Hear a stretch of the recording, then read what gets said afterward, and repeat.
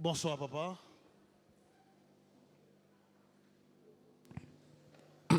Bonsoir.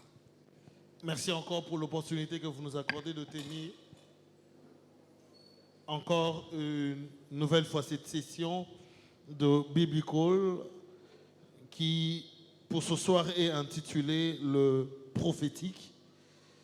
Alors, l'auditoire sait comment on procède. J'ai reçu une remarque qu'ils n'avaient pas assez de temps pour poser les questions, alors que généralement, vous commencez timidement. Donc, préparez déjà vos questions et pendant que nous serons en train de parcourir ce vaste chapitre, il y a tellement à dire sur le sujet, vous pouvez juste avoir vos mains levées déjà et à un moment ou à un autre, nous serons en train de prendre les questions pour ne pas les prendre seulement à la fin. Est-ce qu'on est d'accord? Est-ce qu'on est d'accord? Alors, je commencerai de routine par la question, papa, c'est quoi le prophétique? Le prophétique, ça marche avec tellement d'éléments pour pouvoir bien le définir. Lorsque nous parlons de prophétique, ça veut dire que nous sommes d'abord en train de parler des comportements, des dons, des grâces qui font que la vie d'un homme, la vie d'une contrée, la vie d'un lieu puisse devenir un canal de transmission de la parole de Dieu, de la pensée de Dieu ou d'un avis que Dieu va donner par rapport à quelque chose. Ce qui veut dire, en résumé, lorsque nous parlons du prophétique, il y a à la fois les humains, l'esprit et l'environnement. Amen. Une définition assez vaste. Je crois qu'on va y aller plus en détail. Y a-t-il une différence entre ce qu'on définit comme concept prophétique et la prophétie? Il y a une très très grande différence parce que ce n'est pas la même chose. Ok. La prophétie, c'est un message. La prophétie, c'est un fardeau. La prophétie, comme le dit la parole de Dieu dans la version Chouraki, c'est une charge que l'Éternel donne à une personne. Et lorsque la personne libère le message, on dit que la personne s'est déchargée. Donc, c'est libéré de sa charge.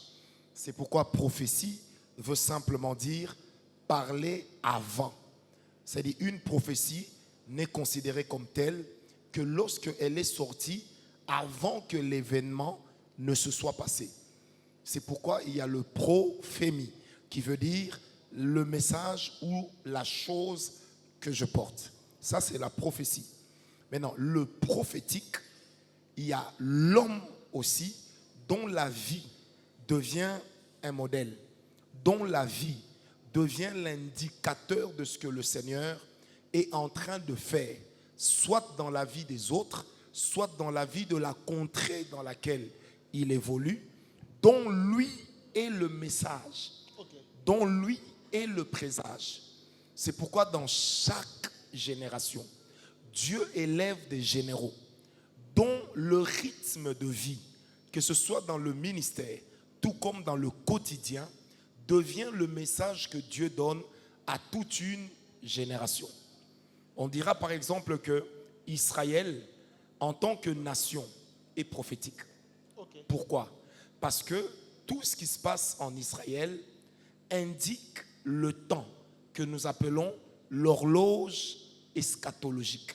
C'est-à-dire, lorsqu'on veut savoir dans quel temps nous sommes, on regarde ce qui se passe en Israël et on sait tout de suite dans quel temps eschatologique nous sommes. C'est-à-dire, en ce moment-là, Israël est une nation prophétique par rapport à l'Église et par rapport aux nations sur le message du retour de Christ. Après cela, il est de ces lieux qui deviennent également prophétiques pour certaines personnes sans l'être pour tout le monde. C'est-à-dire, il est de ces lieux, quand vous êtes déchargé, vous cherchez à ce que Dieu vous parle, vous cherchez à vous ressourcer, à vous recharger. Le fait seulement de se retrouver dans ce lieu-là, prophétiquement, vous êtes rechargé. Pourquoi? Parce que l'ambiance et l'atmosphère qu'il y a dans ces lieux, c'est déjà en train de vous annoncer un sentiment de paix, un sentiment de convivialité et de gloire. Je donne un exemple. Lorsque vous prenez avec moi Genèse 35, Dieu dit à Isaac, à Jacob, qu'est-ce que j'ai dit? Il lui dit, retourne à Bethel, là où je t'avais rencontré la première fois, lorsque tu fouillais ton frère Ésaü. Là, je vais te rencontrer, là, je vais parler avec toi. Mais avant que tu n'y arrives, ôte les dieux étrangers. Alors, la Bible dit ceci, Jacob ôta les dieux étrangers. Ensuite, le Seigneur manifeste sa présence dans ce qu'on appelle El Gibor. Ça veut dire le Dieu qui effraie les ennemis. Et que fait Jacob? Il laisse sa famille dans la vallée, mais lui, il va à la montagne qui était en réalité Luz. Et c'est lui qui avait donné à la montagne le nom de Bethel. Ça veut dire que Bethel, dans la vie de Jacob, était un lieu prophétique. Pourquoi? Quand Jacob quitte la maison d'Isaac, il se retrouve à Bethel. Quand Abraham quitte la maison de son père à Charan, il se retrouve à Bethel. Quand Dieu dit à Abraham, dans Genèse 12, verset 1, quitte la maison de ton père, Abraham quitte Charan. Mais quand Dieu fait sortir Jacob de la maison de son père, Jacob quitte Canaan pour Charan. Et quand Jacob doit revenir à Canaan, il est obligé de passer par Bethel. Parce que Bethel était le premier lieu d'autel que Abraham avait posé dans sa vie. Amen. Parce que dans la culture prophétique, il n'y a pas que le message que Dieu donne. Il y a aussi des pratiques qui marchent avec, dont la pratique des autels lesquels érigent dans la vie des hommes, non seulement des sacrifices, mais aussi des interdits. Et donc, quand on a une culture prophétique, certains lieux deviennent pour nous des lieux de prédilection. C'est comme ça qu'ici, on ne chassera pas les démons dans la vie de tout le monde. Mais il est de ces gens, même quand ils sont découragés, pour le fait d'arriver dans l'ambiance de ce lieu, ils se sentent déjà bénis. Amen. Comme si Dieu était en train de leur ôter un fardeau sans leur dire quelque chose. Et c'est pourquoi quand le diable veut détruire la vie de quelqu'un, il te fait partir de deux lieux. Il te fait partir du premier lieu, qui est l'homme de Dieu, qui représente une source prophétique pour ta vie. Ok. Ensuite, il t'amène à éprouver du dégoût pour le lieu où Dieu te visite. Et donc, quand tu perds l'homme prophétique que Dieu place dans ta vie et que tu perds le goût du lieu où le Seigneur te restaure, en fait, tu te retrouves sans repère. C'est comme ça qu'il est de ces gens, des fois, c'est après des années, qui se rendent compte que je n'aurais pas dû quitter cet endroit-là parce que quand j'y étais, c'était mon psaume 110, verset 7. Donc c'était mon oasis, là où Dieu me donnait de consommer de l'eau pure qui me donnait la force d'avancer. Le lieu devient prophétique. L'homme est prophétique et peut constituer en lui-même un lieu prophétique pour les autres. Amen. C'est pourquoi il y a des gens, ils sont bénis de Dieu seulement parce qu'ils sont dans votre présence et qu'ils vous honorent. Amen. J'ai une deuxième question par rapport à ce grand sujet. Si le prophétique fait allusion à un certain nombre de comportements, d'attitudes, des principes et des interdits, si la prophétie se limite au message, où se situe le prophète entre le prophétique et la prophétie? Le prophète se situe dans les deux. Parce que ce que vous savez, d'abord, le terme prophétique est un terme qui n'est pas seulement biblique. Okay. C'est un terme qu'on utilise même dans l'art. Que ce soit dans le monde des ténèbres, on utilise l'expression prophétique. Pourquoi? Parce que chaque culture a une manière de faire qu'on appelle le prophétique de la culture. Alors, en tant que prophète, tu es d'abord porteur du ministère qu'on appelle le ministère de la prophétie. C'est ça qu'on appelle vulgairement le ministère du prophète.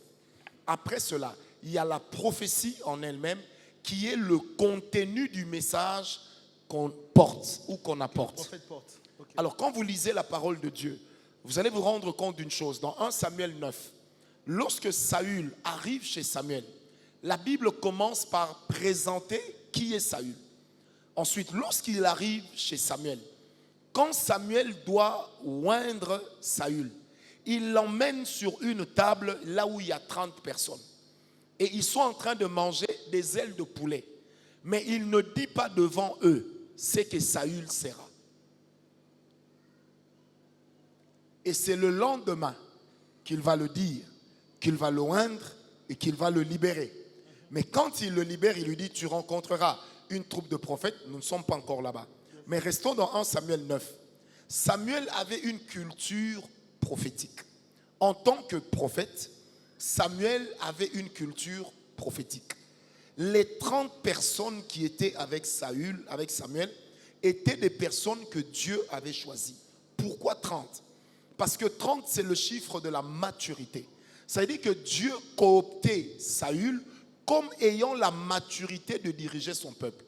Et donc, il fallait qu'il y ait 30 personnes qui soient témoins d'un événement. L'environnement devient prophétique. Dans un lieu où Samuel et les gens qui l'entourent avaient déjà une culture prophétique. Vous comprenez ? Et donc, quand Saül entre dans l'environnement prophétique, Samuel libère sur lui la prophétie. Mais il lui dit, quand tu rencontreras la troupe des prophètes descendant du haut lieu, c'est ce jour-là que tu prophétiseras. Ici, c'est moi qui prophétise. Là-bas, c'est toi et eux qui allez prophétiser. Il y avait cette culture. Dans 1 Samuel 19, lorsque David fuit la maison de Saül, il va où ? Chez Samuel. Et chez Samuel, il y avait ce qu'on appelait Nayoth et Rama. Ça veut dire qu'il y avait un lieu où les fils de prophètes se trouvaient. Et il y avait un autre lieu où Samuel se trouvait. Mais les fils de prophètes, qu'est-ce qu'ils faisaient ? Ils apprenaient à vivre dans un environnement prophétique. Et ils apprenaient à vivre comme prophètes. Ce qui veut dire que leur vie, en tant que fils de prophètes, avait des interdits qui n'étaient pas donnés à tout le monde. Et c'est pourquoi quand Saül arrive déjà là où il y a les fils de prophètes, il se met à faire quoi ? À prophétiser. Et les gens qui regardent Saül disent, Saül est-il aussi parmi les prophètes ? C'est-à-dire il y avait des gens qui pouvaient passer là où les fils de prophètes cultivaient le prophétique. Mais ces gens-là ne passaient pas là où Samuel habitait. Parce que là où Samuel habitait, c'est là-bas que Samuel formait, non pas les fils de prophètes, mais les prochains sacrificateurs. Et là-bas, il y avait comme là où les fils de prophètes étaient, il y avait une infusion de l'esprit prophétique. Mais là où Samuel habitait, Dieu partageait l'esprit qui était sur lui avec les autres. C'est pourquoi quand Saül arrive là-bas, c'est comme l'antichambre. Il est touché par l'esprit prophétique, mais il ne peut pas poursuivre David en présence de Samuel. Parce qu'il sait que Samuel, c'est l'esprit supérieur.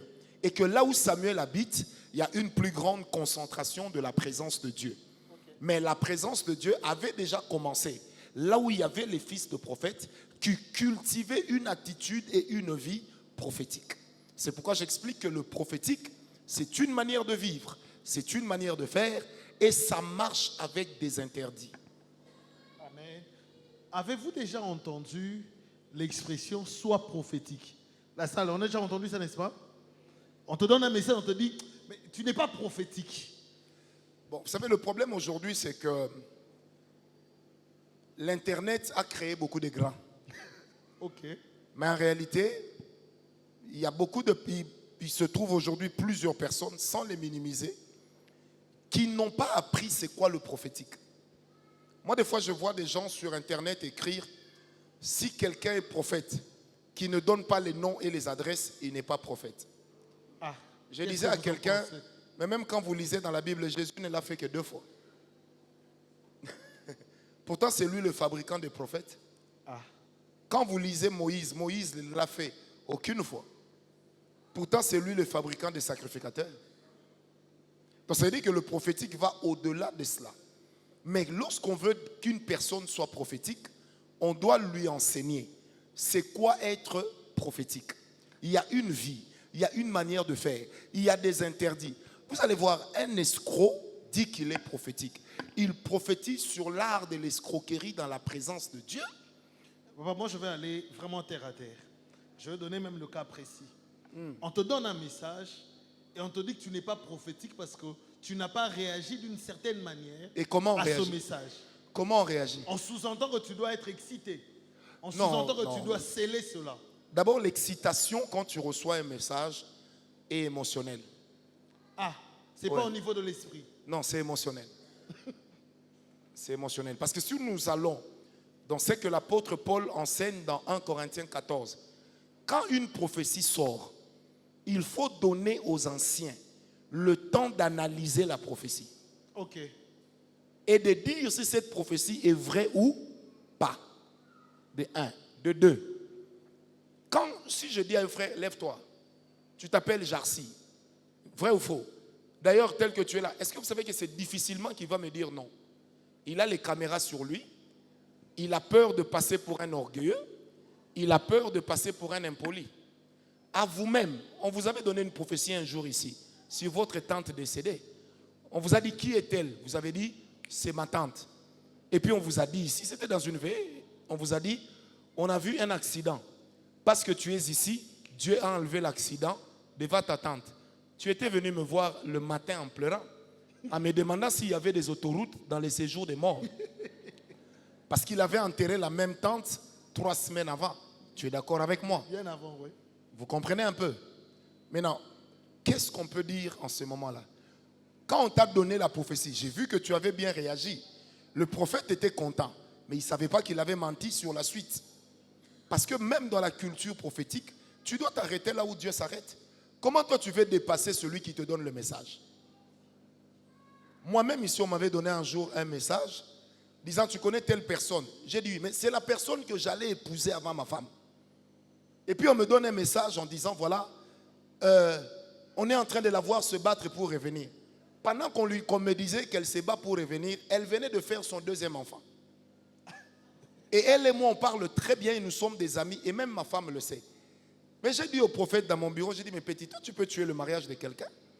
Si maintenant, je n'étais pas le genre à parler clairement avec ma femme, qu'est-ce qu'elle va se dire? Et puis, le nom que tu as cité est vrai. Mais ce que tu as ajouté est faux. C'est faux. Et comme moi, j'aime bien aller jusqu'au bout. J'ai appelé la soeur, je lui ai posé la question. Toi, tu as l'envie de revenir vers moi pour être 40e femme. Mon père n'a pas été polygame et moi je vais commencer le lien de polygamie. Et puis moi-même si je deviens polygame, toi déjà Glody tu vas me quitter. Clair. Est-ce que vous me comprenez? Amen. Là par exemple la culture prophétique en ces moments-là, c'est de dire au prophète 1, arrête-toi là où Dieu s'est arrêté.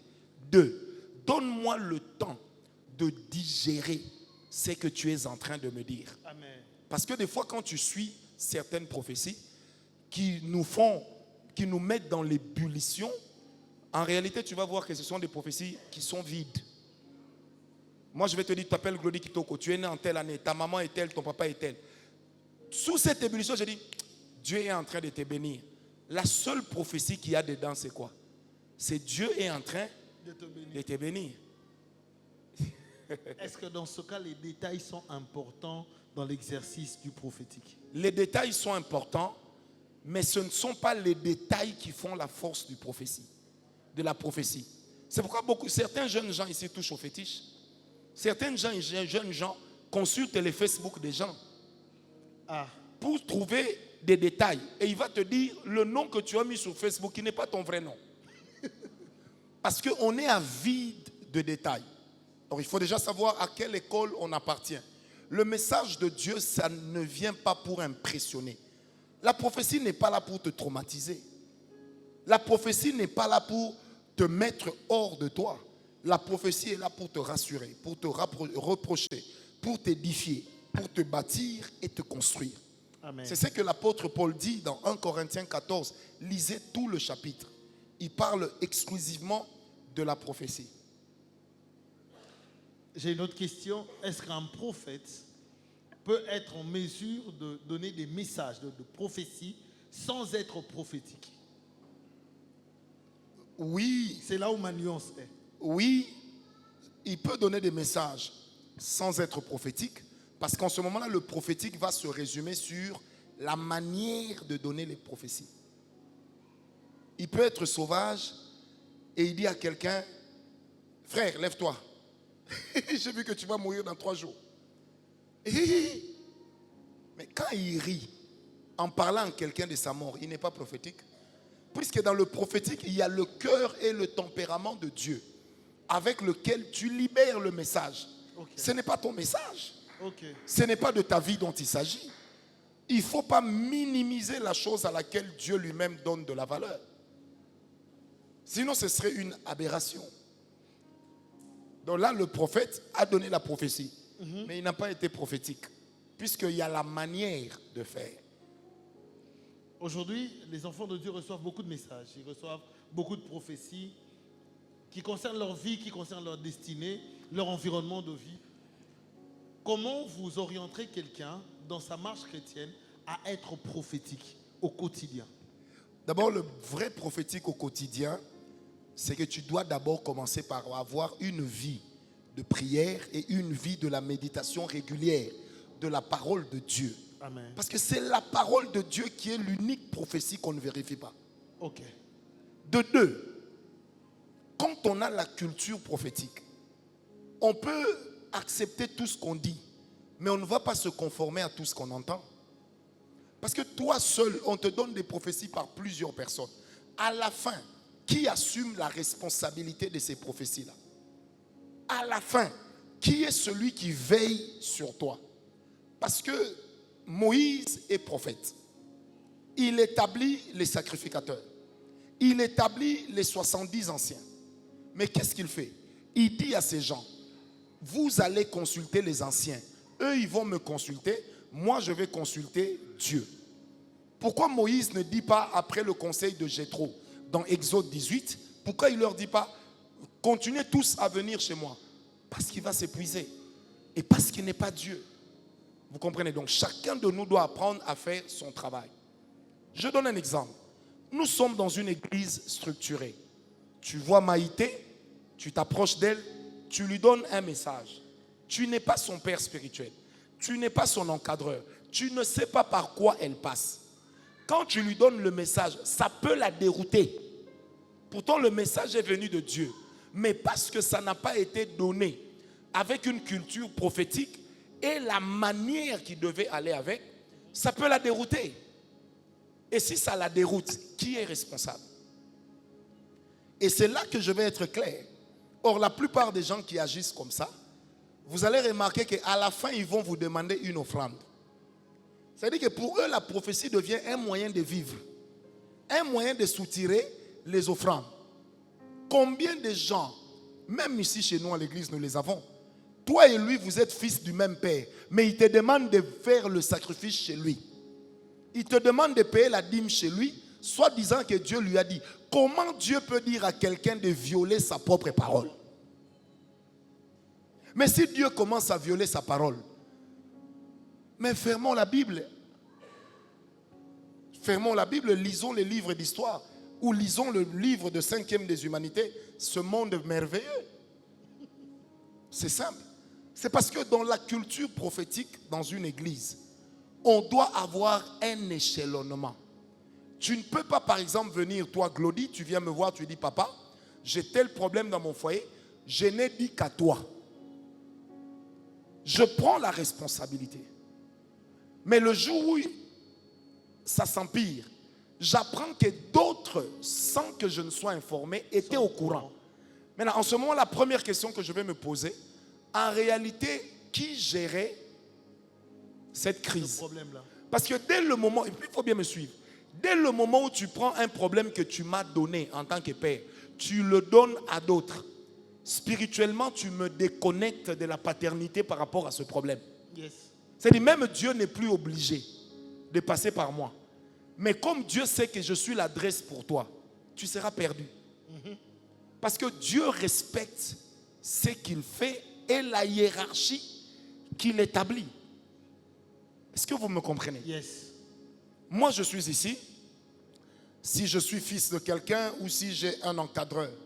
Comment veux-tu que j'aille faire des sacrifices sans informer mon père? Et si ça m'introduit dans une alliance impure, qui va me sortir De là. de là? C'est pourquoi des fois, il y a des gens qui meurent au milieu de nous. Et des fois, quand tu regardes sur Facebook, toi, tu sais que c'est ton fils, ou il est membre de l'église, mais tu te rends compte qu'il y a 14 pasteurs qui le pleurent au même titre que toi. Moi, après, ça me console. Tout de suite, je me dis, donc c'est que je n'ai pas mal fait mon travail. Mais c'est la personne qui n'a pas bien fait ce qu'elle devait faire. Donc, dans la culture prophétique, il y a la manière de marcher. Il y a la manière de faire. Il y a la manière d'établir la coopération. Sinon, ça devient un remue-ménage, un méli-mélo. Et comme nous sommes dans une ville extraordinaire, où les gens ont des dons prophétiques, mais sans avoir une vie prophétique, parce qu'eux-mêmes ne respectant rien, ils détruisent aujourd'hui beaucoup de personnes dans nos églises. Je donne un exemple, le pasteur Méchac sait. Nous, on a eu des gens qui nous ont sorti plus de 14 sorciers dans l'église. Mais quand j'ai suivi sur les 14 sorciers, un seul était sorcier. Mais dans l'entretemps, ces gens-là qu'on avait attrapés sorciers, l'information s'était même répandue dans l'église auprès d'autres personnes. Je dis aux frères, mais toi, si Dieu te dit ils sont sorciers et que tu me dis ça, il me revient à moi de gérer, pas à toi d'en parler aux autres. Tu amènes le désordre. Et aujourd'hui, parmi certaines personnes qu'on avait attrapées sorciers, il y en a qui prêchent ici et qui sont aujourd'hui pour nous une grande bénédiction. Parce que la prophétie était fausse. Parce qu'il ne faut jamais que celui qui te donne la prophétie semble vouloir te mettre un fusil sur la tempe. Comme si Dieu m'a dit ça, tu dois obéir, tu dois obéir. Je vais vous choquer. Tu peux dire à Maïté ici, ou tu peux dire à Mukendi, le Seigneur dit, tu dois épouser telle soeur. Mais si c'est moi le père, je peux dire non. Si c'est moi le père, je peux dire non. Il y a un couple d'un de mes fils ici. Il a fait 6 ans de fiançailles. Il est allé prier quelque part. On a prophétisé sur lui. Le Seigneur t'a donné une femme. Cette femme-là, c'est elle. On a cité le nom. Quand le frère est venu me voir, j'ai dit, petit, en tant que ton père, je t'ai dit que ça ne va pas marcher entre toi et cette fille. Et Dieu le sait. Le frère a dit, non, mais celui qui a parlé, c'est quand même un grand prophète. J'ai dit, ce n'est pas la grandeur de la prophétie qui fait la force. C'est-à-dire que Dieu respecte la hiérarchie dans ta vie. Le frère a perdu 6 ans de sa vie. Et à la 7e année, la même sœur que Dieu avait dit c'est ta femme, lui a dit, tu n'as pas mon niveau. Père Franck, à ce moment-là, est-ce que le prophète avait menti? Il n'a pas menti. Qu'est-ce qui s'est passé? Non, le prophète n'a pas menti. Mais qu'est-ce que tu fais? Je vais vous dire des choses. C'est ça la culture prophétique. Glody, quand on te donne une prophétie, chez qui tu dois la vérifier? Chez vous. Chez moi. Tu sais combien de gens ont quitté l'église, ont commencé des ministères? Parce qu'on leur a donné des prophéties dehors. Et au lieu de venir voir votre père, vous ne venez pas le voir pour vérifier la prophétie. Mais vous venez le mettre devant le fait accompli. Le Seigneur a dit que je lance mon ministère. Et quand tu sors, tu vas lancer le ministère. Après des années, ça ne marche pas. Quand tu reviens, qu'est-ce que je vais te dire? Mais va chez mon Kouamou qui t'avait donné la prophétie. Mais je n'assumerai pas la responsabilité de ton échec. Parce que, dis à ton voisin, Dieu respecte la hiérarchie. Dieu respecte la hiérarchie. C'est pourquoi moi, il y a une chose que j'interdis maintenant ici. Personne ne peut encore venir ici à l'église et dire à un de mes fils, tu as tel ministère. J'ai interdit ça. Tu fais ça, on coupe le son de micro. Tu ne... Papa, c'est comme si c'est moi l'entraîneur. Je ne sais pas si vous me comprenez. C'est ça la culture. Moi, je suis l'entraîneur. Je connais mes joueurs. Je sais à quel moment je vais faire entrer mes joueurs. C'est-à-dire, moi, en tant qu'entraîneur, je peux dire, tel, je vais l'utiliser comme joker dans ce match. Maintenant, toi, parce que tu es membre du comité du club, tu viens dire à mon joueur, si tu ne commences pas le match, ce n'est pas normal. Mais tu es un fauteur de troubles, vrai ou faux? Je vais vous donner un exemple dans le football. Vous savez que quand Neymar a commencé sa carrière de footballeur, il n'évoluait pas dans le poste là dans lequel il a brillé. Quand Roberto Carlos a commencé comme joueur, il avait commencé comme attaquant. C'est l'entraîneur qui lui a dit, tu es trop rapide. On va te donner tout un couloir à toi seul. Et tu es un bon casseur. Mais il doit suivre qui? Les journalistes qui font l'analyse ou l'entraîneur qui est en train de perfectionner le talent de son joueur? Il va suivre qui? C'est pourquoi aujourd'hui il y a plusieurs personnes, plusieurs jeunes qui créent des ministères chaque jour. Tu vas voir la personne, tu as un ministère. Hein? Donc toi aussi tu es père des gens. Oui. Hein? Qui t'a dit que tu dois être leur père? Et toi en tant que leur père, tu leur transmets quoi? C'est-à-dire lui-même d'abord c'est quelqu'un qui est avide de succès. Le suivront les gens qui sont avides de succès. Ils vont s'embrouiller. Père, j'ai une question au regard de l'évolution du prophétique au travers des âges. Où se situe l'Église? Vous avez parlé de l'école de Samuel, vous avez parlé de Moïse qui établit la sacrificature. Je me suis posé la question, dans notre génération, à cette heure précise de l'Église, où se situe le prophétique et vers où nous pointons? Non, le prophétique se situe surtout dans l'âge de l'Église, parce que le prophétique, c'est dans tout âge de l'Église. Ok. Tous les âges de l'Église, parce que l'Église a plusieurs âges. Vous avez l'Église du désert, aujourd'hui, vous avez l'Église post-missionnaire.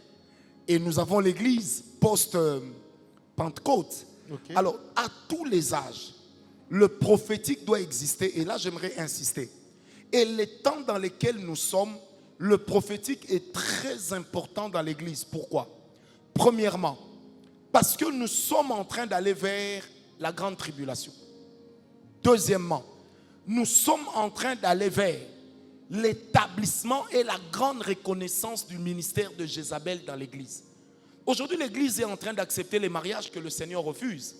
Aujourd'hui, l'Église est en train de donner la chair à Satan. Maintenant, il faut que nous retournions dans ce prophétique qui dise à l'Église que culturellement, voici comment l'Église doit se comporter. Médiatiquement, voici comment les saints doivent se comporter. Ceux qui ont assisté à ma prédication le dimanche, surtout au second culte, c'était la prophétie de l'Église de notre pays. Les temps dans lesquels nous sommes, ce méli-mélo dans lequel l'Église est entrée. Ça veut dire que le prophétique aujourd'hui, c'est comme le ministère d'Élie qui apporte la réforme. Et que fait la réforme? La réforme condamne toujours tout ce qui est contre l'esprit de la prophétie que Dieu est en train de déployer dans l'Église. Parce qu'une des choses qu'on a avec le prophétique, c'est la condamnation du faux. Okay. C'est la condamnation des antivaleurs. C'est la condamnation du mal.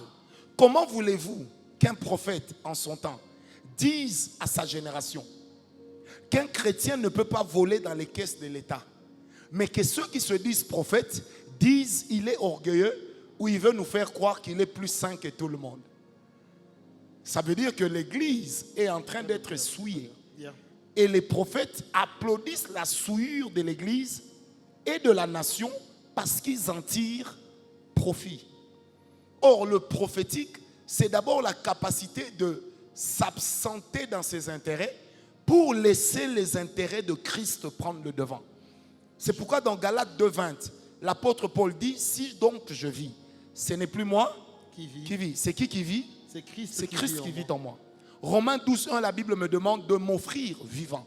C'est-à-dire que, ah, Seigneur, quand on est prophète et on a le prophétique, ce n'est pas l'uniformisme dans lequel on doit entrer.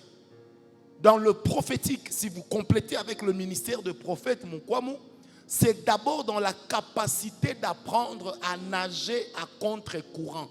Okay. À ne pas faire ce que tout le monde trouve bien, mais à faire et à poser des actes qui montre à l'Église les temps dans lesquels nous sommes et les choses auxquelles l'Église, les saints, doivent renoncer. Père Franck, nous avons souvent entendu que la RDC est une nation prophétique. Comment vous analysez cette phrase et où est-ce que nous nous situons aujourd'hui en tant que nation? Vous savez, le problème aujourd'hui avec nous les Congolais, c'est que nous croyons que RDC c'est Israël. Ok. Les Nigériens aussi le pensent. Que le Nigeria, c'est Les Israël. Ghanéens aussi le pensent. Les Zimbabwéens aussi le pensent. Les Malawites aussi le pensent. Les Kenyans aussi le pensent. Les Rwandais aussi le pensent. Écoutez, ne nous trompons pas. Partout où il y a des chrétiens, nous sommes Israël spirituel, Yes. pas physique. Ok. Vous savez, moi j'ai commencé à suivre les prophéties sur ce pays depuis 1993. Et c'était un grand vent qui était venu avec les grandes conventions du Full Gospel, où on nous avait pratiquement amené à croire que Dieu habite au Congo. On a reçu des prophéties dans ces grandes conventions. Très peu se sont accomplis. Et si on les analyse bien, c'est que quand la prophétie sort par un Congolais sur le Congo, ça parle toujours en bien du Congo. C'est pourquoi quand Goma devait tomber, beaucoup de prophètes ont annoncé que la guerre là, ça s'arrête. Ça s'arrête bien. Il y avait même des dates. Oui. Je me rappelle quand j'ai écrit sur Twitter que Dieu n'est pas congolais. Dieu est Dieu. Une bataille qui se joue dans le domaine des autels ne s'arrête pas dans le domaine de la chair. Après, ils ont sorti les scandales que vous connaissez Oui. pour m'écarter en disant le prophète Ngawala, soit il est avec les uns, soit il est avec les autres. Et pendant que les gens criaient le scandale, quelqu'un m'a appelé. Il a dit, prophète, si seulement que tu nous montres que toi tu es avec nous, on va éteindre le feu. J'ai dit non, laissez le feu s'allumer.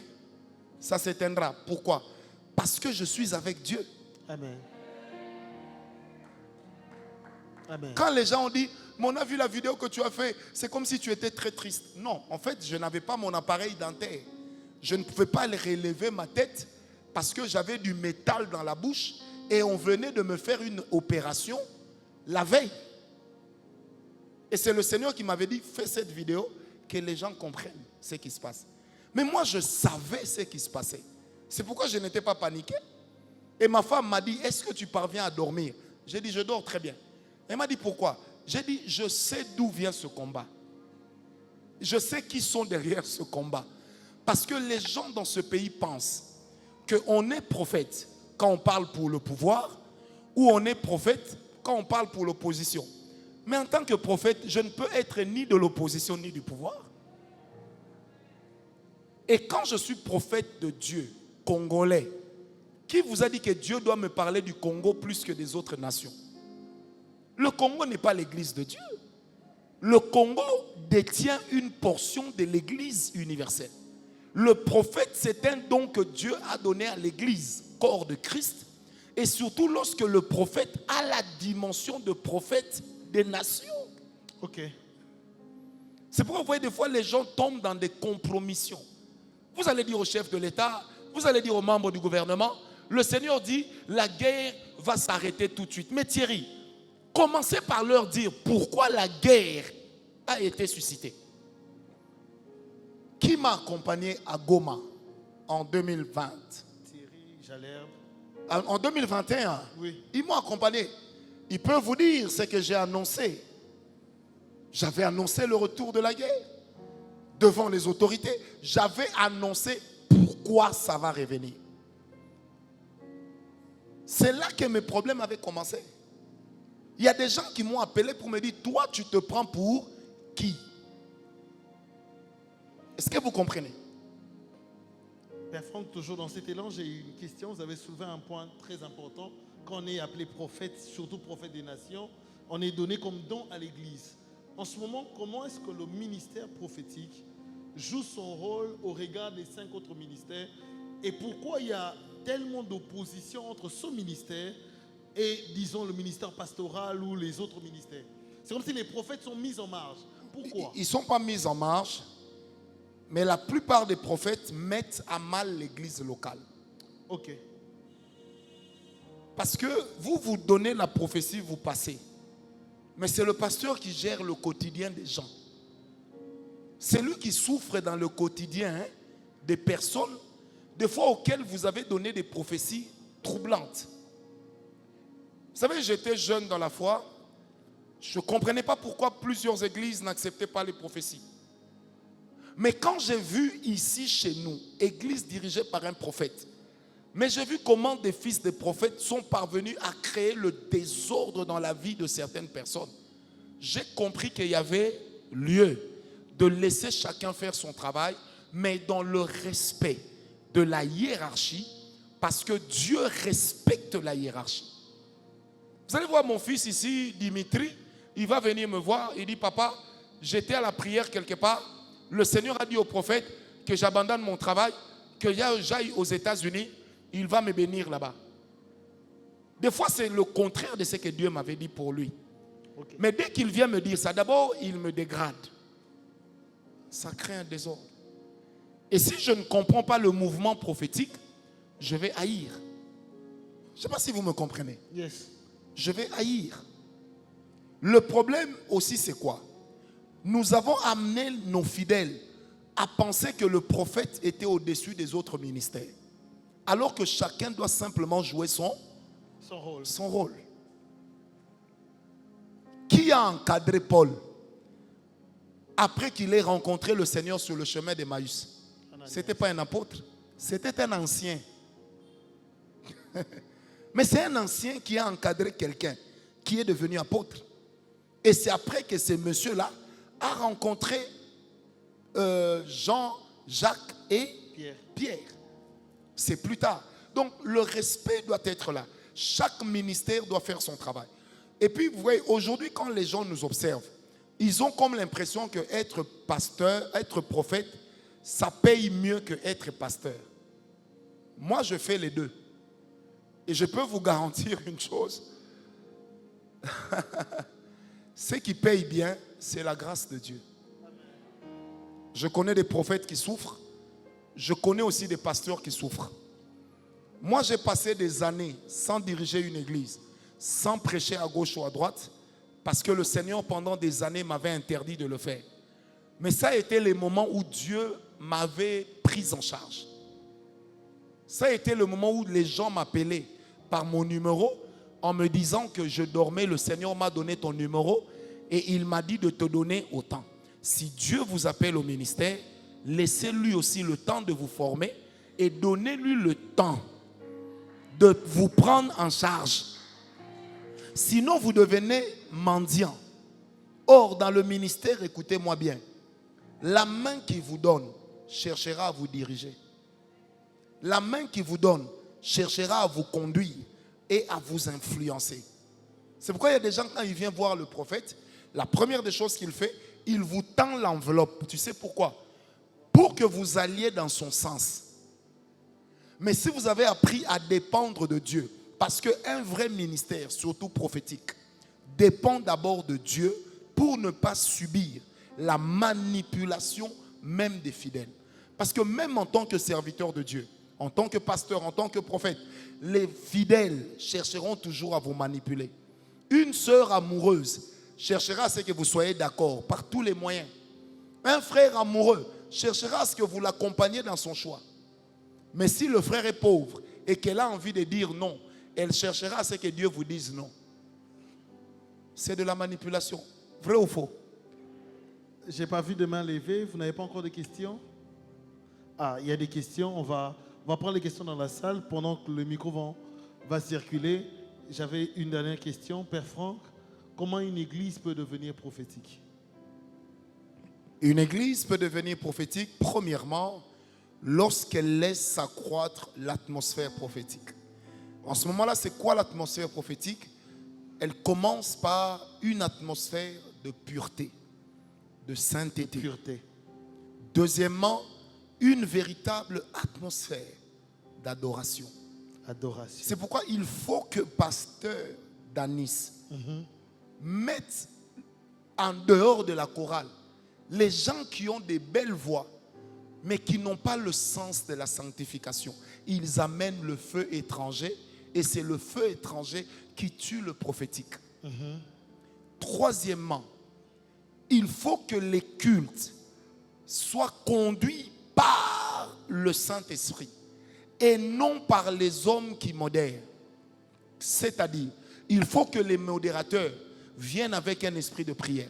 Un modérateur qui a préparé le culte dans la prière, vous le sentez.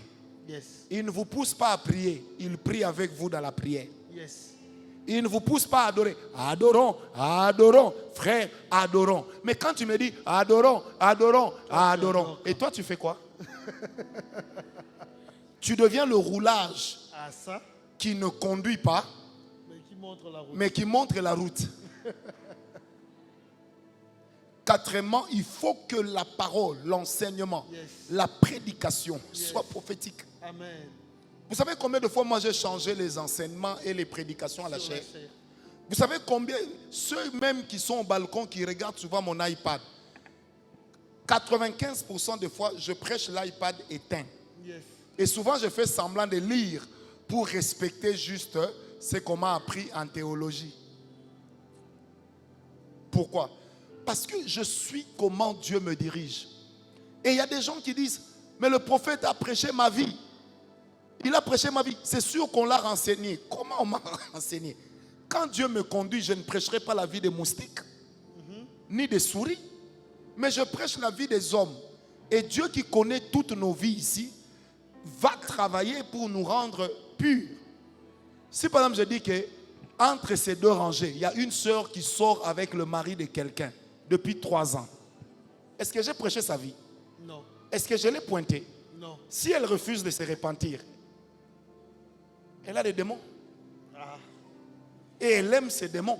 Et elle va assumer les conséquences. Je ne dis pas qu'elle était là. Je dis là où je parle. Elle est là. Elle est là. Elle est là. C'est ça l'atmosphère prophétique. Et ça avait commencé avec les SMS. C'est-à-dire quand on est dans le prophétique, il y a ça. Quand le culte est prophétique, on peut aussi avoir l'enseignement sans modération. On peut aussi avoir la modération sans enseignement. Dieu doit pouvoir faire ces C'est qui le choses. veut. Vous savez, il y a des moments où tu vois comment on conduit. Quand le prédicateur prend, il prêche, vous sentez qu'il nous a sortis de là où nous étions. Comme si c'est lui qui a amené le fait étranger. Vous comprenez? Yes. Et quand le prédicateur vient avec ses notes et qu'il n'est pas connecté, il devient théologien. Nous, on n'a pas besoin de théologien. L'église appartient à Dieu. Yes. Il y a des moments où moi-même je fais signe de foi au modérateur. Koba, Continue. continue. Yes. Tu n'es pas obligé de me donner le micro quand tu sens que Dieu te conduit. Tu me regardes, tu me fais ça. Moi je te réponds, Koba. Et moi ça ne me dérange pas. Et j'ai cette liberté d'esprit. Vous voyez, quand le culte est prophétique et qu'on ne met pas les impurs à la porte, on met des personnes pures au protocole. Parce que les protocoles viennent nous aider à nous classer. Mais eux-mêmes souvent ne se classent pas dans la présence de Dieu. Come on, papa, répétez ça. Conséquence, il y a des gens quand ils entrent, l'esprit peut te dire qu'ils ne se mettent pas devant. Yes. Parce qu'il est impur. Qu'il ne s'assoit pas devant. Mais comme le frère a l'habitude de se mettre devant, tu as peur qu'il te fasse des disputes. Tu le mets devant. Mais c'est pourquoi, bien aimé, l'atmosphère prophétique, nous devons tous apprendre à y participer. En tant qu'ouvrier et en tant que membre. Yes. Parce que l'église n'est pas à citoyen Gawala. L'église est à Jésus-Christ. Yes. Un jour, je viendrai vous dire, je deviens intendant, surveillant des églises. J'abandonne mon poste je reste au-dessus de toutes les églises de la communauté. On ne m'aura peut-être plus. Mais en ce moment-là, c'est votre église. Parce que l'église, c'est le seul bien que vous et moi, nous avons En commun. en commun. Donc c'est votre église. Il y a des gens, des fois, quand ils modèrent, ils te sortent de la présence de Dieu. Il faut venir l'accuser. Il dit, papa, lui, quand il modère, pardon, je sens qu'il m'agresse. C'est votre droit. Est-ce que vous savez que c'est votre droit? C'est votre droit. Vous savez qu'on a mis un modérateur qui n'était pas au point, dont vous connaissez un péché dans lequel il vit. Mais venez le dénoncer. Yes. Parce que c'est comme si vous voulez que nous allions jusqu'à Matadi, mais avec un pneu troué. Celui qui accuse cherche la sanction. Mais celui qui dénonce veut qu'on puisse aider la personne à changer. Mais pendant qu'on t'aide, on te met d'abord de côté. C'est une honte dans l'église. Quand on est obligé de suspendre quelqu'un parce qu'elle est tombée enceinte. De suspendre un frère parce qu'il est déjà tombé dans l'impudicité.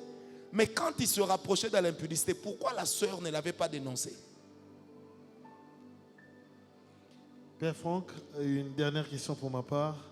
Comment gérer le prophétique dans les saisons où Dieu est silencieux? Amen. Dans les saisons où Dieu est silencieux, le prophétique devient le langage.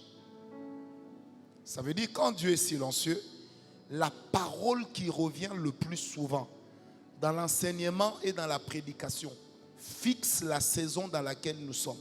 Ok. Parce qu'une saison, ce n'est pas toujours ainsi dit l'Éternel. Une saison, c'est aussi ainsi dit l'homme de Dieu. Parce que quand Dieu est silencieux, Dieu parle par son serviteur. Quand Dieu est silencieux, Dieu parle par l'enseignement de quoi? De sa parole. De sa parole. La Bible dit, en ces temps-là, la parole de l'Éternel était rare. Mais quand la parole était rare, la conscience dirigeait les gens. La lettre dirigeait les gens. Qu'est-ce que la lettre disait? La Bible dit, mon peuple est sans frein. S'il lui manque quoi? La révélation. Mais heureux sera-t-il s'il connaît. S'il connaît quoi? S'il connaît La loi. la loi. On va prendre des questions. On a beaucoup de mains levées. Je vais commencer par le frère Stéphane au coin. Stéphane. On va aller systématiquement de cette rangée et puis après on va prendre la seconde, ainsi de suite. Bonsoir Père. Je reviens sur un enseignement que vous avez donné le 28 août. Vous avez parlé sur 9 éléments, 9 principes devant être travaillés pour l'autodélivrance. 10 jours après, c'est mon expérience personnelle, ça faisait 3 jours que j'étais dans un programme de prière et de jeûne. J'étais chez moi allongé sur les carreaux. J'ai eu faim. Je me suis servi un peu de riz. J'ai mangé. Non, je n'ai pas encore mangé. Dès que je me suis servi, j'ai senti la présence de quelqu'un à la maison, au salon. Je ressentais vraiment une paix. J'ai dit, Seigneur, je sais que c'est toi. Je veux te parler. Je priais pendant plus d'1 heure. Ensuite, j'ai mangé. Je me suis endormi. Quelques minutes après, j'ai sursauté. J'ai tremblé de partout. J'ai transpiré. J'avais envie de faire tout à la fois. Voilà. Je suis allé à la toilette. Je fais caca. Je pissais. J'ai vomi sur moi. J'ai transpiré de partout. J'ai tremblé de partout. J'ai pris bain. Aussitôt, je ne me suis jamais senti aussi souple. Depuis cette expérience, toutes les nuits, je n'ai même pas besoin d'activer mon réveil pour prier. Dès que je sursaute, je sens dans ma conscience, on te dit, je suis là. J'aimerais avoir votre commentaire en tant que père et prophète. D'abord, je suis content parce que tu viens de confirmer que mon enseignement était vrai. Amen. Gloire à Dieu. Deuxième chose, c'était une visitation de Dieu qui t'a amené à une délivrance. Et cette délivrance t'a amené à une saison de ta vie où tu es en train de faire une expérience d'équilibre dans ta marche avec Dieu et d'intimité avec le Seigneur. Et c'est quelque chose dans laquelle tu dois continuer à croître. Et comme me dit le Seigneur, pendant cette période, évite les débats stériles. Parce que la chose qui t'empêchait souvent d'avancer et qui t'est ramené dans tes anciens liens, c'est que malgré que tu priais, tu te sentais toujours libre de faire ce que tu veux et de penser ce que tu voulais. Au point où même quand on donnait certains enseignements, toi tu avais l'habitude de dire ça je vais faire, ça je ne vais pas faire parce que c'est ma liberté. Et étant intelligent, tu as cru que ton intelligence devait contribuer à ta sanctification. Mais Dieu t'a montré que tu as besoin de te soumettre à tout ce qu'on t'enseigne pour que ça t'amène très loin. Maintenant, évite les débats stériles. Et tu vas remarquer que même dans ton inbox sur Facebook, il y a des gens qui aujourd'hui, quand ils commencent à te parler, ils commencent à s'adresser à toi comme si tu étais déjà un serviteur de Dieu établi. Ok? Mais détrompe-toi. Ce sont des gens qui veulent t'amener dans une distraction. Grandis. Dans tout ce que j'ai dit, qu'est-ce qui est faux? Rien n'est faux. Pardon? Rien n'est faux. Que Dieu te bénisse. Amen. S'il vous plaît, je n'ai pas fini, Père. Ça me plaît, vas-y. J'ai un ami serviteur de Dieu. Il m'a partagé une expérience. Il me dit qu'il a fait 2 ans pour la digérer. 2 ans en Algérie. Pour digérer ce qu'il avait vécu. Ok. Il était en déplacement. Une sœur lui écrit. Il lui dit, frère, je suis bien arrivé à la maison. De la 7e rue à la maison, il n'y a pas eu d'embouteillage. Merci pour le temps que vous m'avez accordé. Il lui dit, mais je ne sais pas de quoi est-ce que tu parles. La sœur lui dit, mais je viens de passer la soirée avec toi à la 7e rue. Je viens d'arriver à la maison. Il lui dit, c'est faux. Attends-moi quand je serai à Kinshasa, on va échanger. Il arrive à Kin, il appelle la sœur arrive, elle était toute tremblante. Ils ont échangé, puis ils ont prié. Il me dit, je ne pouvais pas croire que moi je suis en déplacement, mais que le Seigneur pouvait utiliser un ange qui me ressemblait et qui est allé parler à la sœur. Jusque-là, j'étais très mal à l'aise. Je voudrais avoir votre commentaire en tant que prophète par rapport à ça. Je donnerai dans mon commentaire déjà dans la Bible. Ok? Ok. Amen, amen. Amen. Lorsque Pierre a été jeté en prison et que le Seigneur est venu le faire sortir, qu'est-ce qui s'est passé? Les gens qui étaient là ont dit, c'est pas Pierre, c'est l'ange de Pierre. Pierre. Lorsque eux, ils ont dit que c'est l'ange de Pierre, ça voulait dire quoi? Ça voulait simplement dire que Dieu, dans sa souveraineté, peut donner à un ange votre visage juste pour une mission. C'est pourquoi les anges n'ont pas une forme figée. Ils peuvent prendre un visage d'être humain, ils peuvent prendre un visage de grandeur, ils peuvent prendre n'importe quel visage. Ce sont des choses que moi-même j'ai déjà eu à vivre avec des gens qui m'ont dit, mais vous étiez venu dans notre maison, vous nous avez parlé, vraiment merci beaucoup. Depuis que j'ai commencé à vivre cela, pour la première fois ça m'était arrivé en 99. Donc depuis que ça a commencé à m'arriver, j'ai appris à me taire et à bénir Dieu. Parce que c'est un honneur que le Seigneur puisse utiliser mon visage. Mais ça ne veut pas dire que je deviens un ange. Ce sont des choses qui arrivent. Que Dieu te bénisse. Amen. Merci, Père. On va prendre le frère Néhémie. Bonsoir Père Franck. Bonsoir. Père, vous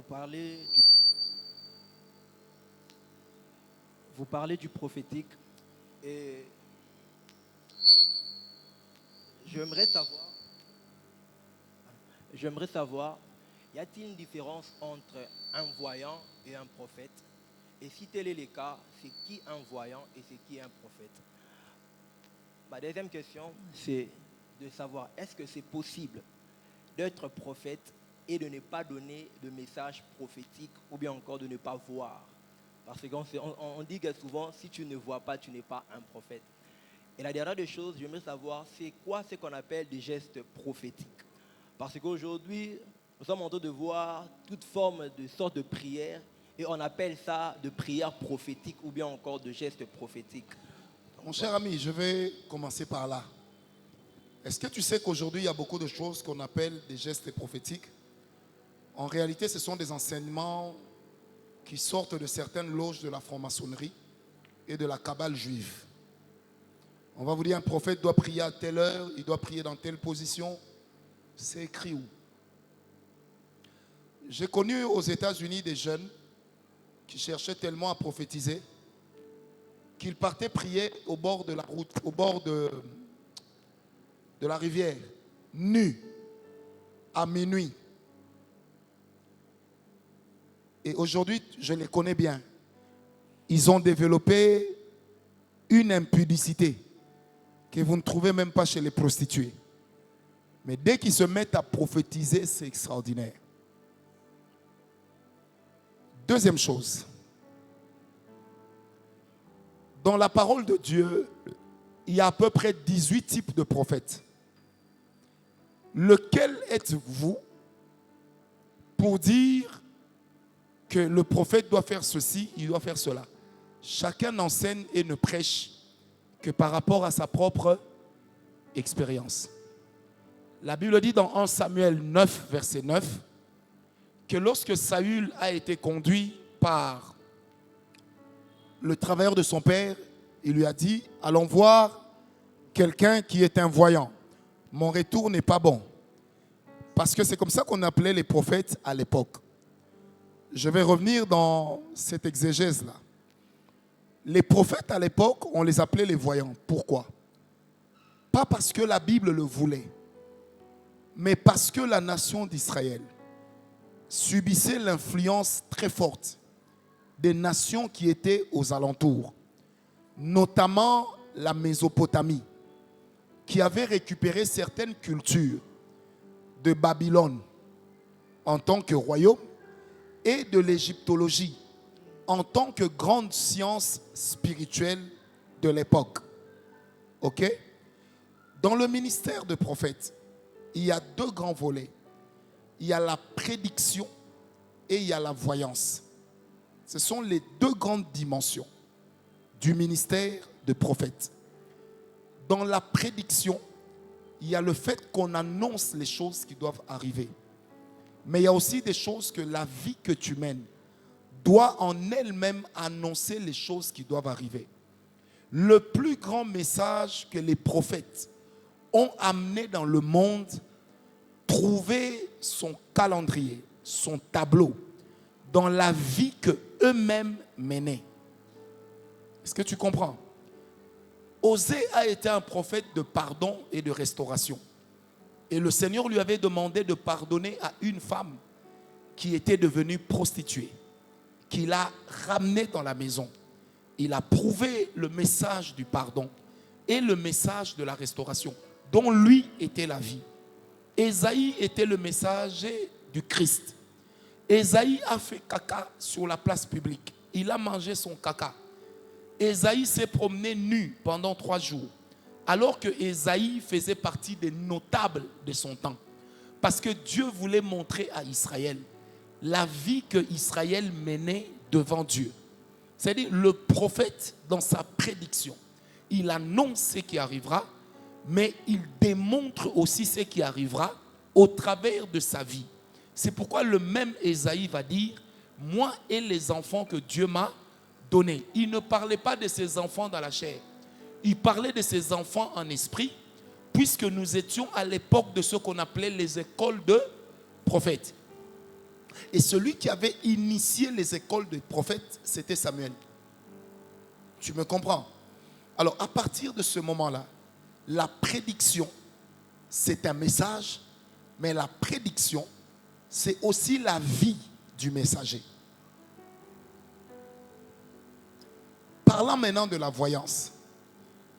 La voyance, c'est l'art de donner des prophéties ou de recevoir des prophéties par des visions. Et la manifestation de ces visions vont manifester, ou ces visions vont manifester soit un don de prophétie, soit un don de parole de connaissance, soit un don de parole de discernement des esprits. C'est pourquoi nous nous disons le don de vision n'existe pas. Mais la vision manifeste un don. Maintenant, lorsque nous parlons de la voyance, c'est-à-dire que Dieu peut utiliser un prophète en lui donnant des prophéties qui viennent dans les domaines des rêves. C'est aussi une voyance. Dieu peut utiliser des prophéties qui viennent par les moyens des visions avec les yeux ouverts. C'est aussi une forme de prophétie, de voyance. Dieu peut te donner des prophéties en utilisant des extases. Ok? Et en ce moment-là, Dieu peut te dire des choses que tu vois comme si tu vivais à l'époque où c'est en train de se faire. Alors que c'est futuriste. Tu comprends cela? Dans la voyance, il y a aussi une partie de la transe qui est dedans. C'est-à-dire où tu perds le contrôle de ton âme, de ton esprit et de ton corps. Où le Saint-Esprit investit les trois personnes de ta vie au même moment. Et en ce moment-là, tu vas voir la personne qui est en train de tituber. Mais pendant qu'elle titube, elle voit des choses. Et toi, tu peux aller en extase. Pendant que Dieu t'amène en extase, il ouvre ta voyance dans l'extase. Dépose un peu ta Bible là. Tu comprends? Viens un peu ici devant moi. Caméra, prenez-le. Quelqu'un peut être... tourne-toi comme ça, regarde là-bas. Quelqu'un peut être devant lui, il viendra devant. Lui, il va aller en extase. Et il y a quelqu'un dans la salle qui va se mettre à tituber. Et vous allez voir comment la transe spirituelle qu'on a vécue avec Saül et les fils de prophètes, comment ça fonctionne. Et vous allez voir que les deux vont exercer dans la voyance. C'est-à-dire, lui, il va voir des choses. Et l'autre aussi, dans sa transe spirituelle, va voir des choses. Parce que le ciel a rejoint la terre sur laquelle nous nous trouvons. Vous comprenez? J'attends la deuxième personne. Elle va tituber, elle va trembler. Ne vole pas son téléphone. Sinon, ça sera la dernière chose que tu toucheras dans ta vie. À part ta pauvreté. Est-ce que vous êtes avec moi? Yes. Seigneur, je libère cette grâce. Amen. Et pendant qu'on mettra ça sur les réseaux, Dieu fera la même chose avec les gens qui suivront. Seigneur, merci. Je n'ai pas demandé que tu fermes les yeux. Ça va te prendre. Est-ce que l'église peut compter jusqu'à 3? On y va? 1, 2, 3. Nous libérons cet esprit sur quelqu'un. Au nom de Jésus. J'attends. On a déjà compté, il n'y a rien à faire. J'attends. Et il y a une personne, l'esprit prophétique va tomber sous forme de transe. Elle va tituber, mais elle verra des choses. Et sa dimension de voyance va s'accroître. Que l'esprit de la personne accélère les pas vers la présence de Dieu. Ça ne doit pas dépasser 1 minute, puisque le temps ne nous attend pas.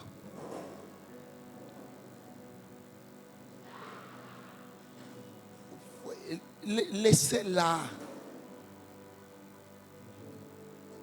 Vous voyez, par exemple, dans la dimension de la transe, la personne va tituber.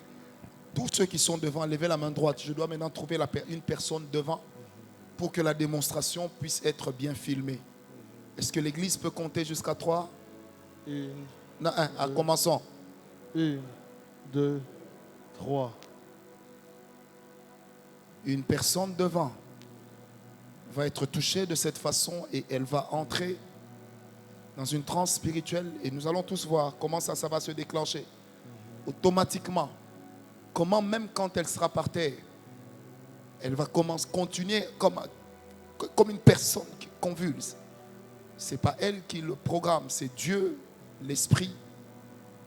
Et moi, par la bouche duquel Dieu est en train de parler. Ça ne doit pas dépasser 1 minute. J'appelle la personne. Au nom de Jésus, que son esprit s'accélère. Que son esprit s'accélère. Je préfère moi regarder derrière. Comme ça, je n'influence personne. Au nom de Jésus, que la grâce ouvre l'espace de la voyance dans la vie de cette personne. On a déjà compté jusqu'à 3. Que ça arrive tout de suite.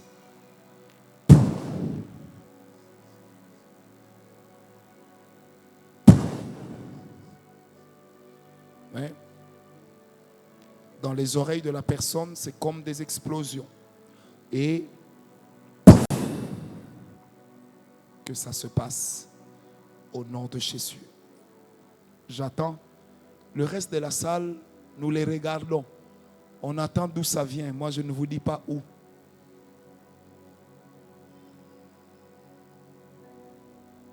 Je les ai quand même regardés à la fin.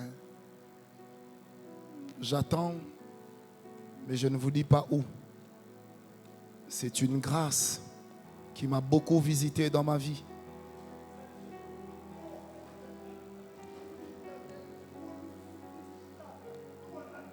C'est une grâce.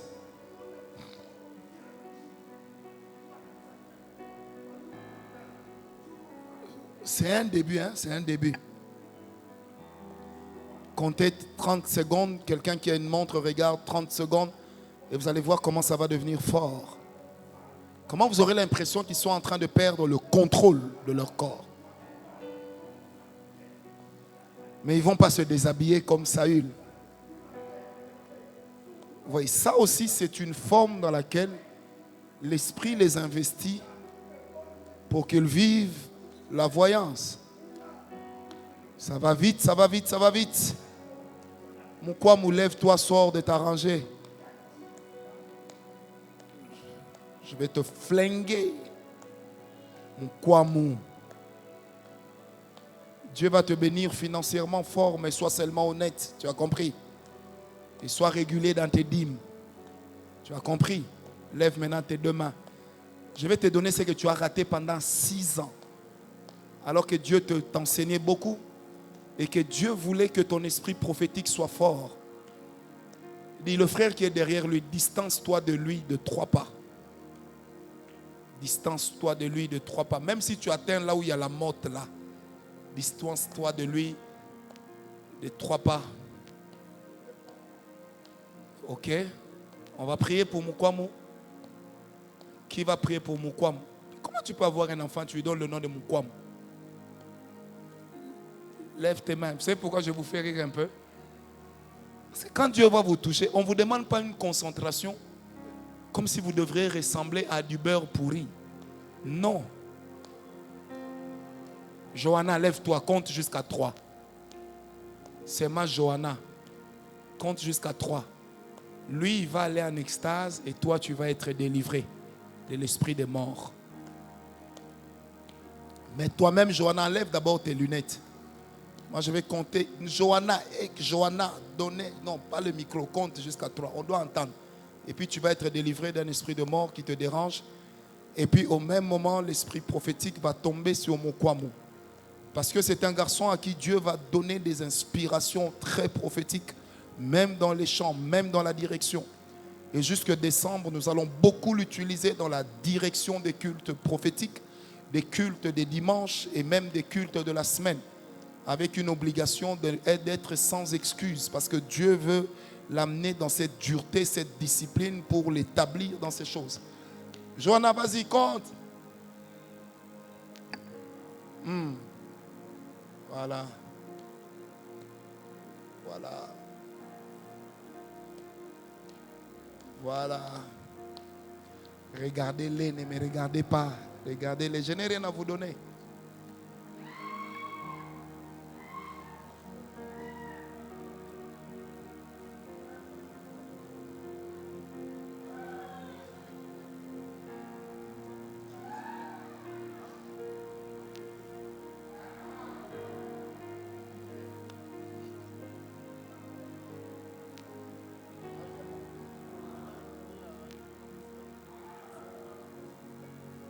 Quand c'est arrivé à Moukwam, faites-moi signe. Moi, je cause un peu.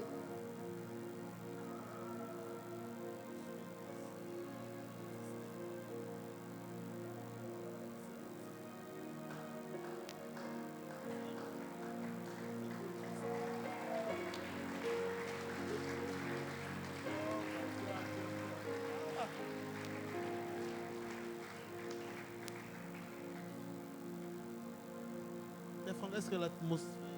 Attends. Vous avez posé une question, on démontre la question. On démontre la réponse. Monsieur Arnaud, quitte un peu là. Tous ceux qui restent, levez-vous sur la rangée là. Faites tous un pas devant. Tous, faites un pas devant. Junior, tu vois, un père reste un père. N'est-ce pas? Pointez-moi du doigt. Protocole. S'il casse les chaises, vous allez dire quoi? N'enlevez pas toutes les chaises. Est-ce que l'église peut compter à 3? Puis Dieu, l'Esprit va les toucher. Parce que la voyance et la prédilection sont des choses avec lesquelles moi je marche. Mais je les exerce d'une manière que Dieu m'a donnée. Thierry, lève-toi. Tu fais partie de la rangée. Diane, lève-toi. Qui est à côté de Thierry? Il y a quelqu'un aussi là-bas. Lève-toi. Vous faites partie de la rangée. Pointez-moi. Ok? Personne ne va résister. L'onction est tellement forte. Je suis déjà entré dans la grâce des miracles de la Martinique. N'est-ce pas?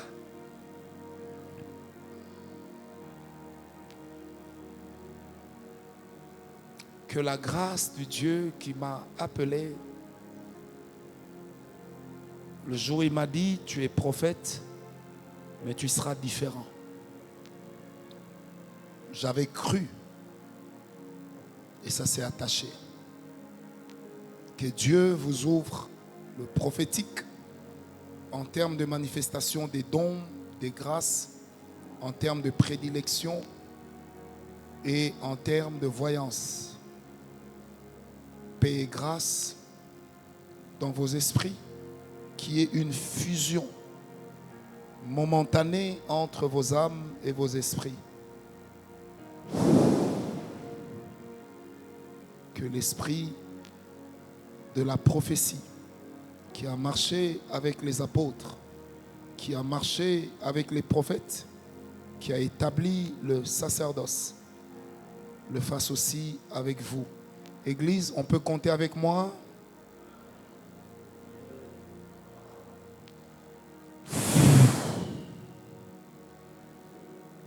In Jesus' name. Voilà, nous attendons Dieu. Vous et moi, on attend Dieu. Mais il se passera quelque chose dans chacun d'eux. Moi, je n'ai pas dit quoi. Hein? Change le son.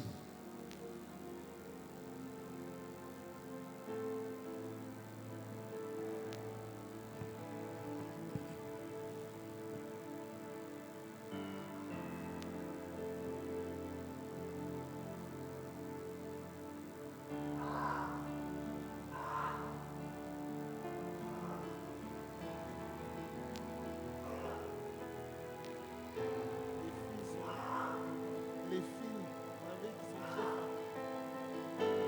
Vous en avez qui sont très fins. Passe aussi.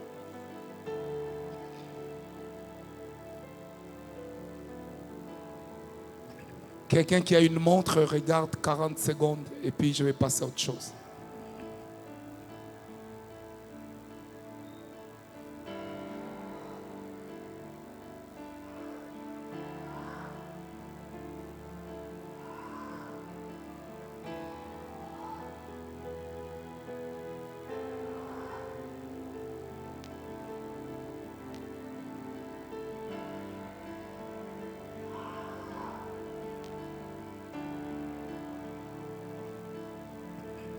Qui est en train de regarder les 40 secondes?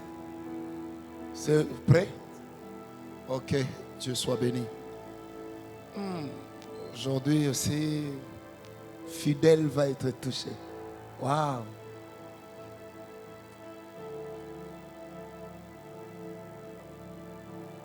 On prolonge de 16 secondes.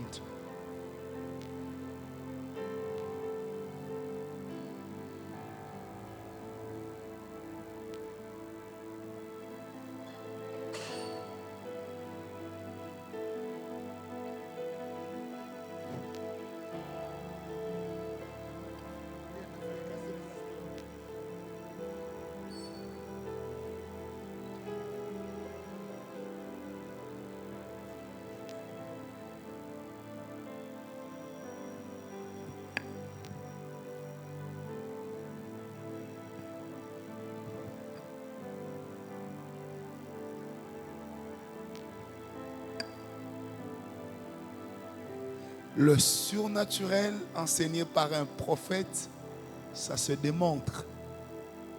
N'est-ce pas? Ça se démontre. Vous allez voir la finesse de mon esprit. Je peux passer de la prédilection à la voyance, de la voyance à la délivrance, et de la délivrance à la puissance. Et sur elle, on va aller dans la délivrance. Et après elle, 3 rangées après, on va aller dans la puissance. Là où tout le monde est assis, mais une personne va sauter de sa chaise à cause de la gloire du Dieu que je sers dans mon esprit. Parce qu'on ne parle pas de ces choses sans les démontrer. Est-ce que vous pouvez compter avec moi jusqu'à 5? 1, 2, 3, 4, 5.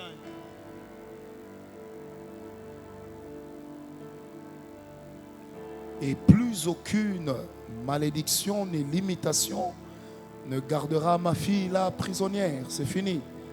Par la délivrance d'aujourd'hui, nous libérons son mariage qui va vite venir et bien venir. Nous lui ouvrons même des portes de voyage. Les familles où les gens voyagent difficilement, elle va voyager facilement. Et ces portes sont brisées.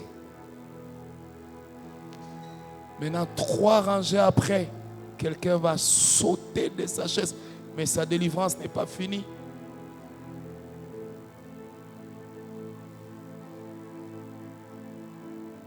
Trois rangées après, quelqu'un va sauter. De même qu'elle va sauter, il y a un bouchon qui va sauter de sa vie. Et une grande visitation va venir sur la personne. Ça vient maintenant et c'est sans effort. C'est le Dieu des prophètes, établit les sacerdoces.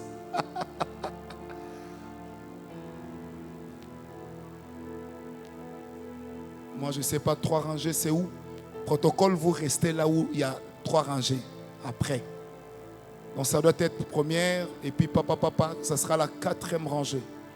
Après, j'attends cette personne, le bouchon va sauter, la visitation divine va amener la puissance de Dieu dans sa vie, amener la guérison dans son corps d'une manière instantanée, avec puissance.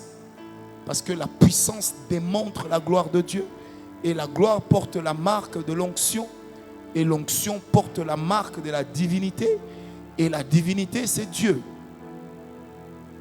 Quand c'est fait, vous me faites signe. L'heure est partie. Et quelle? Comptez seulement à 2. Allons-y. Voilà, c'est fait. Que ça se fasse. Mais ce qui est bien là-bas, ça va se faire. Ici aussi, ça va arriver chez quelqu'un.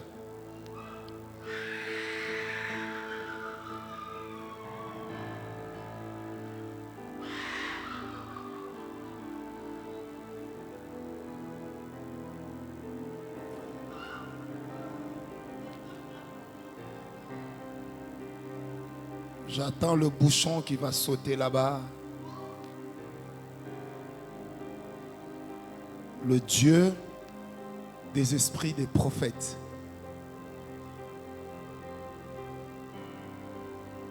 Et tu as vu comment le protocole attend. C'est une responsabilité. Vous allez la voir, je l'attends. Ce qui devait être fait a déjà été fait.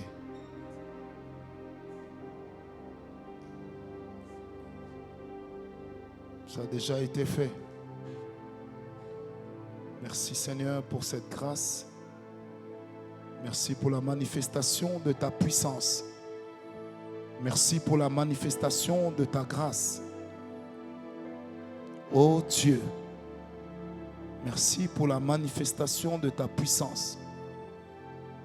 Merci pour la manifestation de ta grâce.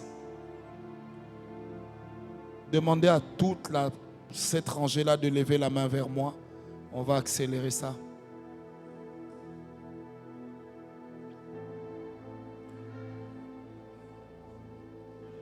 Que mon doigt pointe la personne.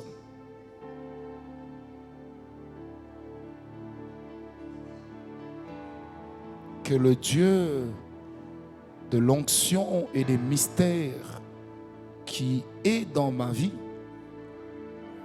affranchisse cette personne de ce cap. Guérison, délivrance, puissance. Au nom de Jésus. J'attends maintenant la personne, puisque l'autre qui est venu après est allé plus vite. Ce n'est pas normal. J'accélère les pas de la personne. Tout de suite, attention, puisqu'on parle de la puissance, 5 personnes sont en train d'être touchées. En dehors de cette personne, 5 personnes. Et vous allez me les trouver. C'est le Dieu des prophètes qui libère la puissance.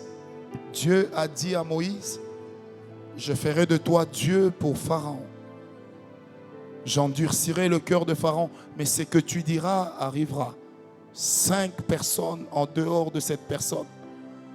Père, je prie, et toutes les rangées seront concernées en termes d'aller. Chante Alléluia au Seigneur, joue-moi ça. Je les appelle et je les attends. Je les appelle et je les attends. Il y a la puissance de Dieu dans l'Église quand nous parlons de l'esprit prophétique. Jésus.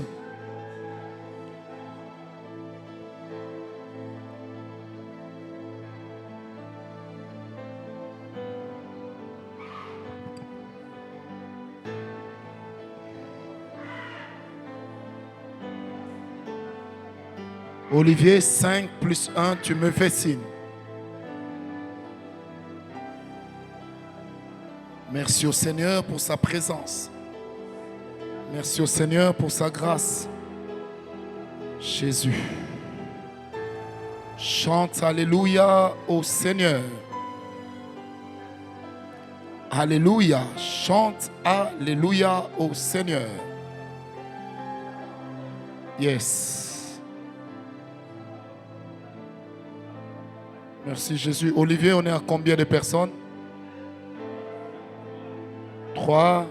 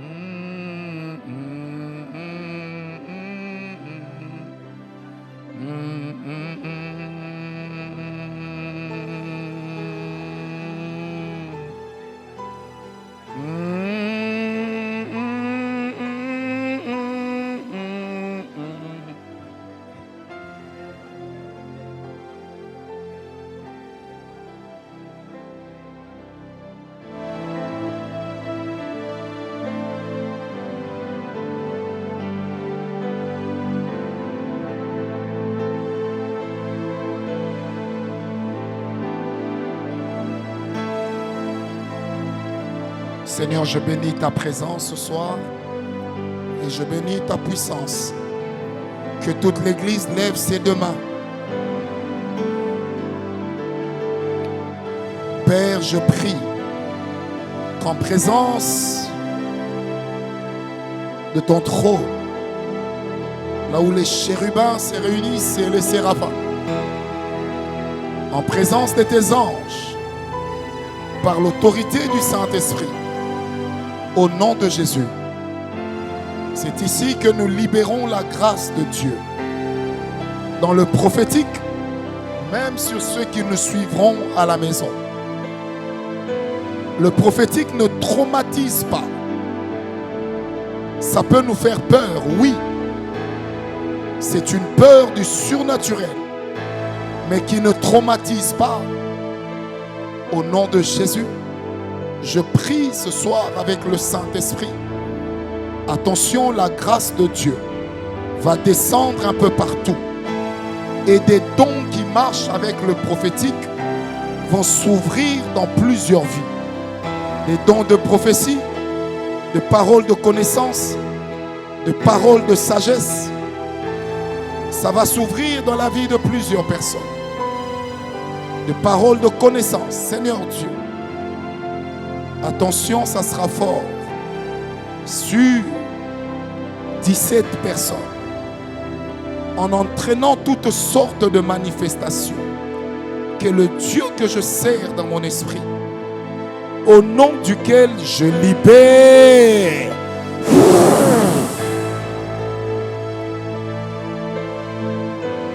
Au nom de Jésus, nous libérons des dons. Comme il nous a mandaté pour le faire.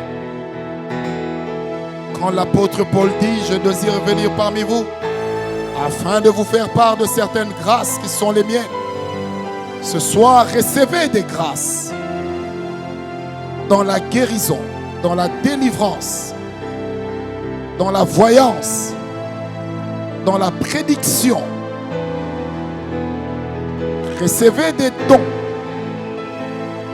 Il a fait des dons aux hommes. Recevez cela. Encore, joue-moi un son trouble.